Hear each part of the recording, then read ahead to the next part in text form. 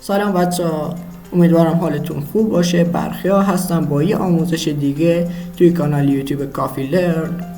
توی این ویدیو میخوام بهتون یاد بدم چجوری حجم عکس رو کم کنید. خب برای نصب برنامه‌ای که میخوام بهتون یاد بدم با برنامه JPG Imager هست. برای نصبش اول مرورگرتون رو باز کنید، وارد سایت صاف 98 بشید. توی قسمت سرچ سایت کلمه JPG Imager رو سرچ کنید. برنامه که اومد براتون بزنید روش تا بیاد بالا. این قسمت لینک دانلود برنامه هست. برنامه رو شما دانلود کنید. من قبلا دانلود کردم. برنامه رو میارم بالا. این فضای برنامه هست. اگر بخواید از طریق خود برنامه فایل وارد کنید، این قسمت اوپن فایل رو میزنید و فایلتون رو انتخاب میکنید. شما میتونید فایلتون رو درگ اند دراپ کنید توی برنامه. که من این عکس رو میخوام وارد برنامه کنم، میگیرم میارم توی برنامه دراپ میکنم. حجم اولیه این عکس 1.42 مگابایت هست.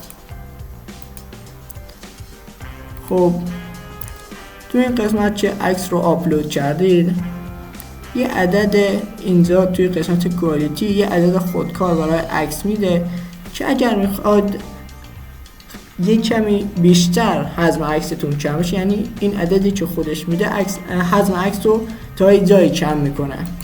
اگر میخواید حجم عکستون کمتر بشه میتونید این عدد رو جابجا کنید. مثلا من میذارم روی 50. این برنامه امکانات دیگه هم داره. مثلا این قسمت میتونید سلکت کنید، ابزار سلکشن داره و قسمت از عکس رو برش بزنید، یا میتونید از اینجا کراپ استفاده کنید، فیلتر بذارید روی عکس یا تکست بذارید. این یکی هم اگر فیلتر بذارید روی عکس میتونید درصد نمایان بودن فیلتر رو عوض کنید که چقدر فیلتر پیدا باشه. بعد که خواستید عکس اکسپورت بگیرید، میایید اینجا روی سیو میزنید.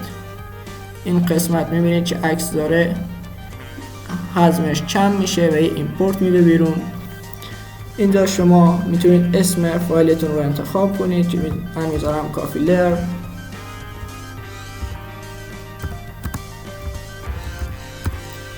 و اینکه پایینش میتونید فرمت عکستون رو انتخاب کنید که فقط همین یه فرمت رو دارم و بعضی عکس ها هست که میتونید بذارید روی حالت PNG. و میتونید جایی که میخواد ذخیره بشه رو انتخاب کنید که من همینجا سیو میکنم. و حالا بریم ببینیم که چقدر حجم عکس کمتر شده. این عکس جدید ما هست که میبینید حجمش 697 کیلوبایت هست که حجم عکس اولی 1.42 مگابایت بود و تبدیل شده به 697 کیلوبایت که تقریبا حجم فایل نصف شده و حجم عکس نصف شده. این یکی عکس رو بیاریم بالا، حالا از نظر کیفیتی بررسی کنیم. این عکس جدید ما هست و این یکی عکس قبلی ما هست. چی میبینید؟ تغییری هم در کیفیت عکس صورت نگرفته.